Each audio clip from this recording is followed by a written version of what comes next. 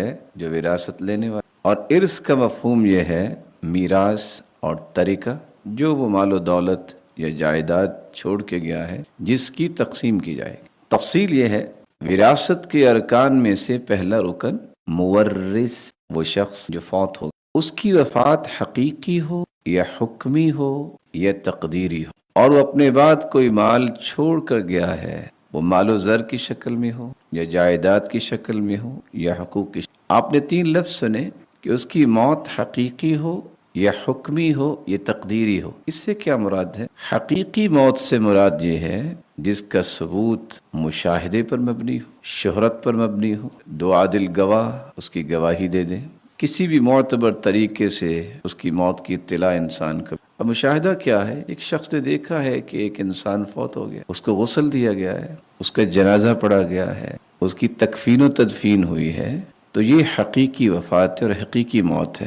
کہ واقعتاً وہ شخص فوت ہو گیا ہے جس کی آگے وراثت تقسیم۔ اور حکمی وفات سے مراد یہ ہے کہ ایک شخص لاپتہ ہو گیا جس کو مفقود کہا جاتا ہے، شریعت بھی کہتی ہے 1 سال انتظار کیا جائے مفقود کا، عدالت یا قاضی یہ فیصلہ سنا دیتا ہے کہ اب اسے مردہ متصور کیا جائے، اس کی جائیداد بھی تقسیم ہوگی اور اس کی بیوی بھی آگے نکاح کر سکے گی۔ تقدیری موت سے کیا مراد ہے؟ تقدیری موت سے مراد یہ ہے کہ ایسا جنین کہتے ہیں جو شکم مادر میں بچہ ہو، ابھی پیدا نہیں ہوا اور اس میں روح پھونکی جا چکی ہے، لیکن اس کی ماں پر کسی نے ایسی زیادتی کی جس کے نتیجے میں وہ بچہ رحم مادر سے جدا ہو کر فوت شدہ پیدا ہوتا، اس کی میت، اس کی موت اس انداز سے بھی کنسیڈر کی جاتی ہے کہ فوت ہو گیا۔ اب یہ جو اس کو ملنا تھا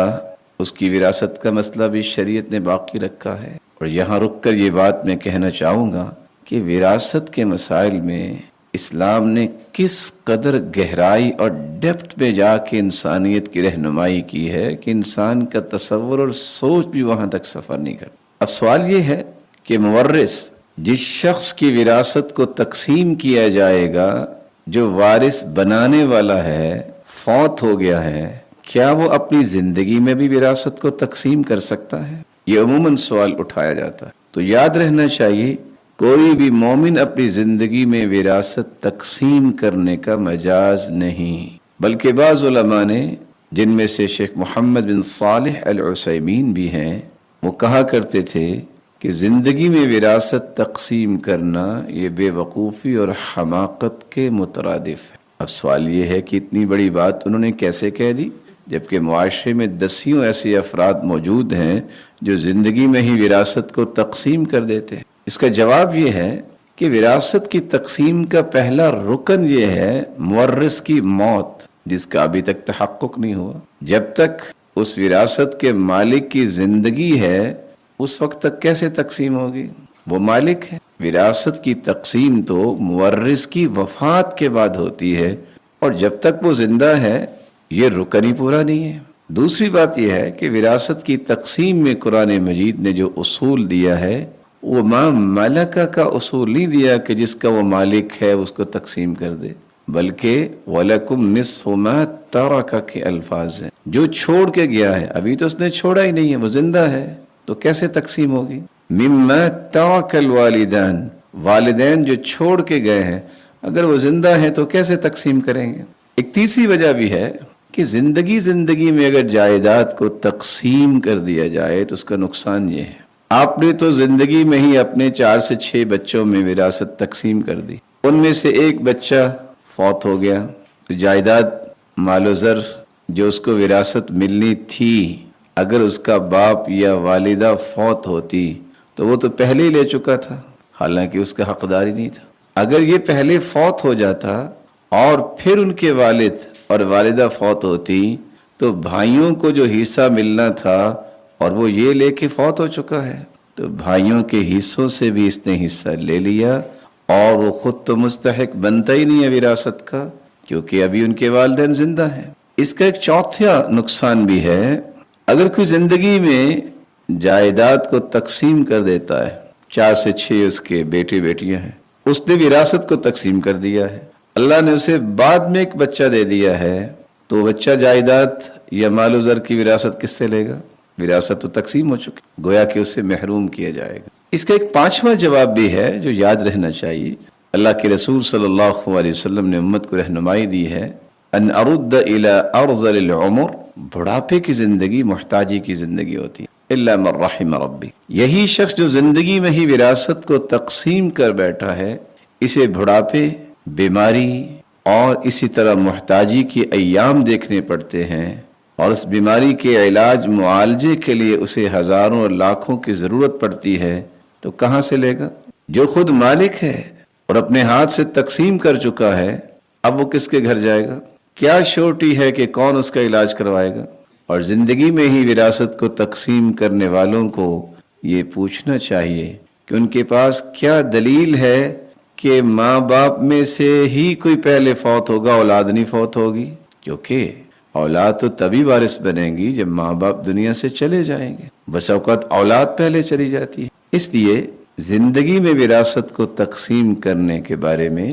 یہ بات یاد رہنی چاہیے، اس میں شرعاً اور اخلاقاً بہت ساری ایسی قباحتیں موجود ہیں،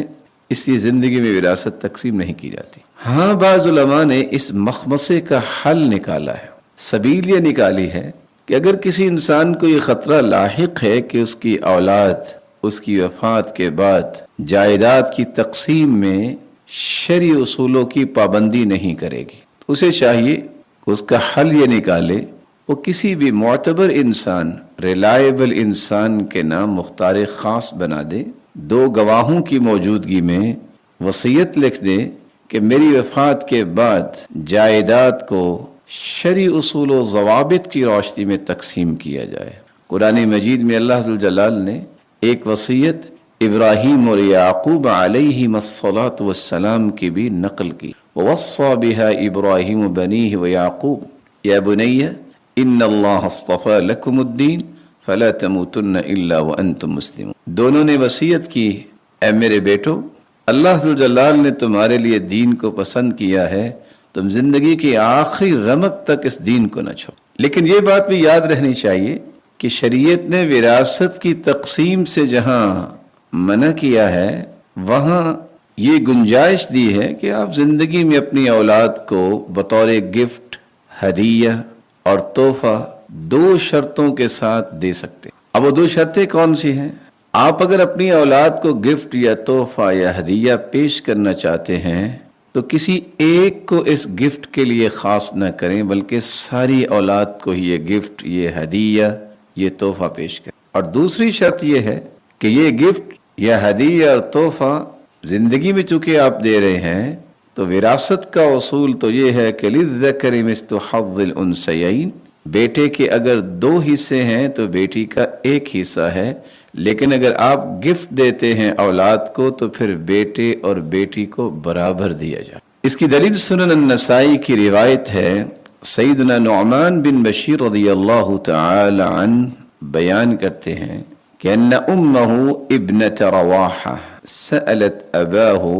بعض الموہب من مالہ لابنہا۔ نعمان بن بشیر کی والدہ عمرہ بنت رواحہ رضی اللہ تعالی عنہ بشیر رضی اللہ تعالی عنہ سے کہنے لگی کہ ان کے بیٹے نعمان کو وہ کوئی تحفہ دیں۔ فالتوى بها سنہ، 1 سال تک وہ ٹال مٹول کرتے رہے۔ ثم بدا له فوهبها له، پھر سال کے بعد انہوں نے یعنی بشیر رضی اللہ تعالی عنہ نے نعمان رضی اللہ تعالی عنہ کو زمین کا ایک ٹکڑا بطور گفٹ، بطور ہدیہ اور تحفے کے دے دیے۔ اس پر سیدہ عمرہ بنت رواحہ جو نعمان رضی اللہ تعالی عنہ کی والدہ محترمہ تھی، انہوں نے کہا لا ارضى حتى تشهد رسول اللہ صلی اللہ علیہ وسلم، آپ نے تحفہ تو دے دیا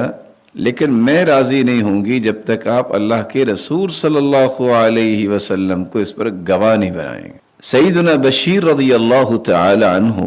یہ بات سننے کے بعد اللہ کے رسول صلی اللہ علیہ وآلہ وسلم کی خدمت میں حاضر ہوئے اور کہنے لگے کہ میری بیوی عمرہ بنت رواحہ مجھ سے پہلے تو جھگڑتی رہی کہ اپنے بیٹے کو کوئی گفٹ دیں، اب میں نے گفٹ دے دیا ہے تو فوراً اللہ کے رسول صلی اللہ علیہ وسلم نے ایک سوال کر دیا، یا بشیر الک ولد سوا ھذا، بشیر یہ بات تو بتاؤ کیا اس نعمان کے علاوہ بھی آپ کی اولاد ہے؟ قال نعم، کہا جی ہاں، ان کی بہن ابیہ تھی۔ فقال رسول اللہ صلی اللہ علیہ وسلم، تو اللہ کے رسول صلی اللہ علیہ وسلم نے ایک اگلا سوال کر دیا، افکلہم وہبت لہم مثل الذی وہبت لابنک ھذا، جو زمین کا ٹکڑا تم نے اپنے اس بیٹے کو دیا ہے، کیا بقیہ اولاد کو بھی ایسے ہی تم نے تحفہ دیا ہے؟ قال لا، تو صحابی بشیر رضی اللہ تعالیٰ عنہ نے جواب دیا، اللہ کے رسول صلی اللہ علیہ وسلم میں نے باقی اولاد کو تو نہیں دیا۔ تو آپ صلی اللہ علیہ وآلہ وسلم نے فرمایا فلا تشہدنی اذن، پھر مجھے اس تصرف پر گواہ نہ بناؤ، فإنی لا اشہد علی جور، میں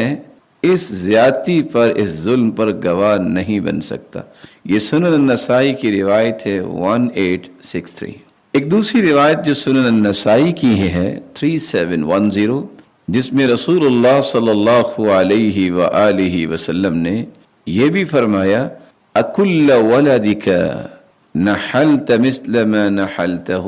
جس طرح تم نے اپنے اس بیٹے کو تحفے سے نوازا ہے، کیا اپنی بقیہ اولاد کو بھی نوازا ہے؟ تو جب نہ میں جواب ملا تو آپ صلی اللہ علیہ وسلم نے فرمایا فلا اشہد علی شیء، میں ایسی کسی چیز پر گواہ نہیں بنوں گا۔ الیس یسرک ان یکونوا الیک فی البر سواء، کیا تمہیں یہ بات پسند نہیں ہے کہ ساری کی ساری اولاد جو ہے وہ نیکی میں آپ کے ساتھ برابر ہو؟ تو صحابی نے جواب دیا کیوں نہیں۔ تو آپ صلی اللہ علیہ وآلہ وسلم نے وہاں پھر یہ فرمایا فلا اذن، تو پھر ایسا نہیں ہوگا، پھر تمہیں سب کو ہی تحفہ دینا چاہیے، اور میں ایسی تقسیم پر گواہ نہیں بن سکتا جس تقسیم میں کسی کے ساتھ زیادتی کی جاری ہو یا ظلم کیا جا رہا ہو۔ بلکہ صحیح بخاری کی ایک روایت ہے 2587، رسول اللہ صلی اللہ علیہ وآلہ وسلم نے آخر میں یہ بھی فرمایا جب یہ سارا مکالمہ ہو گیا فاتقوا اللہ وعدلوا بین اولادکم، اللہ سے ڈر جاؤ اور اپنی اولاد میں عدل کیا کرو۔ فرجع فرد عطیتہ، تو صحابی بشیر رضی اللہ تعالی عنہ انہوں نے جو اپنے بیٹے نعمان کو زمین کا ٹکڑا دیا تھا انہوں نے واپس لے لی۔ سلسلہ صحیحہ کی روایت ہے 1240، جس میں رسول اللہ صلی اللہ علیہ وسلم کا فرمان ہے اعدلوا بین اولادکم اعدلوا بین اولادکم اعدلوا بین اولادکم، اپنی اولاد کے درمیان انصاف کو قائم رکھو۔ اور آپ نے 3 مرتبہ یہ بات کہی، اور آپ صلی اللہ علیہ وسلم نے یہ بھی فرمایا سووا بین اولادکم، اپنی اولاد میں برابری کرو، فی العطیہ، کس چیز میں؟ تحفے اور گفٹ، عطیات کی تقسیم میں۔ کما تحبون ان یسوی بینکم فی البر، کما تحبون ان یسوی بینکم فی البر، تم جس طرح پسند کرتے ہو کہ ہر بچہ ہی آپ کے ساتھ نیکی کرے، تو آپ کو بھی تو ہر بچے کو ہی تحفہ دینا چاہیے نا، وہ ساری کی ساری اولاد ہے آپ کی۔ بلکہ آپ صلی اللہ علیہ وآلہ وسلم نے ایک لفظ کا اضافہ بھی فرمایا، صحیح الجامع کی روایت ہے 1046، اعدلوا بین اولادکم فی النحل، اپنی اولاد کو تحفے میں، اپنی اولاد کے ساتھ تحفہ دینے میں عدل کرو، کما تحبون ان یعدلوا بینکم فی البر واللطف، جس طرح تم چاہتے ہو کہ وہ سب کے سب تمہارے ساتھ حسن سلوک اور شفقت اور لطف میں برابری کریں، کہ سارے ہی آپ کی خدمت گزار بنیں، سارے ہی آپ کے ساتھ حسن سلوک کریں، اور سارے جو آپ کے ساتھ احترام کے پہلو پیش کریں، تو پھر آپ کو بھی ساری اولاد کو برابری کے ساتھ، عدل کے ساتھ گفٹ دینا چاہیے، تحفہ دینا چاہیے۔ کسی کو دے کر اور کسی کو محروم رکھ کے یہ زندگی گزارنا، اس سے جہاں نفرتیں پیدا ہوتی ہیں، بغض و عداوت پیدا ہوتی ہے، حسد اور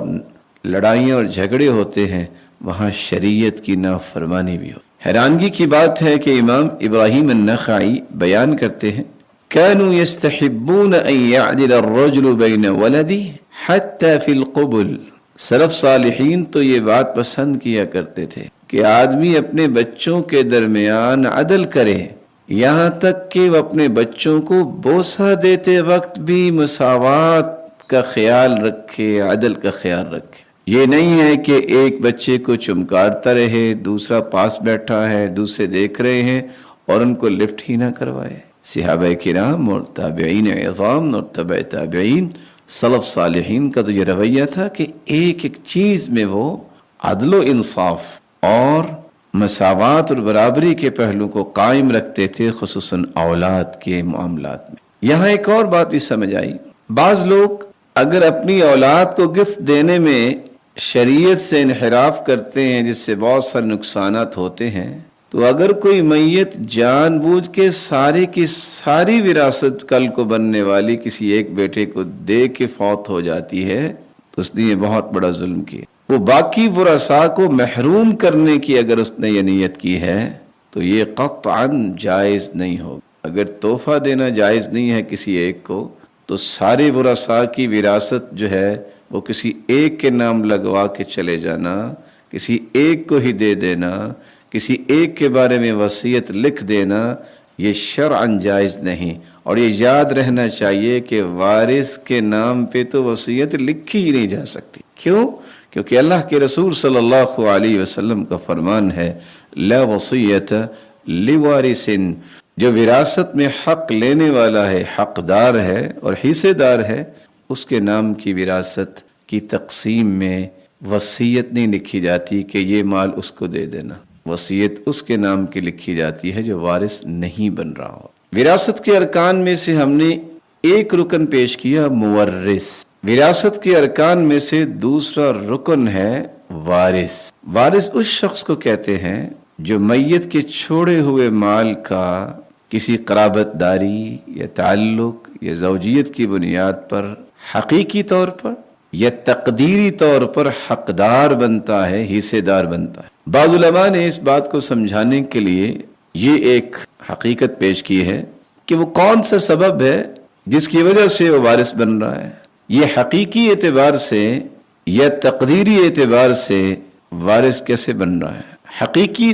اعتبار سے وراثت کا حقدار بننے کا معنی یہ ہے کہ جس کی وراثت ہے، جس کو مورث کہتے ہیں، جب وہ فوت ہوا تو یہ وراثت لینے والا واقعتاً زندہ تھا، اس کے جنازے میں شریک تھا، اس کی تکفین و تدفین میں شریک تھا، یا اس کو اطلاع ملی ہے اور لوگ اس سے ملاقات کر چکے ہیں کہ وہ زندہ تھا۔ باہر سے تو اس کی زندگی قائم اور مستحکم ہو اور لوگوں کے علم میں ہو۔ اور تقدیری طور پر وارث کے متعلق جو بات کہی گئی ہے اس کا معنی یہ ہے،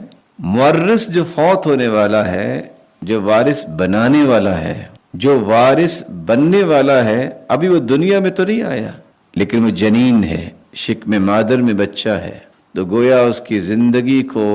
فرضی طور پر مان لیا گیا ہے، کیونکہ شکم مادر میں اس کے اندر روح پھونکی جا چکی ہے اور 4 مہینے کے بعد روح پھونک دی جاتی ہے۔ تو جب وراثت کی تقسیم ہوگی تو وارثوں کا تذکرہ جب کیا جائے گا تو اس بچے کو بھی وارث لوگوں کی لسٹ میں شامل کیا جائے گا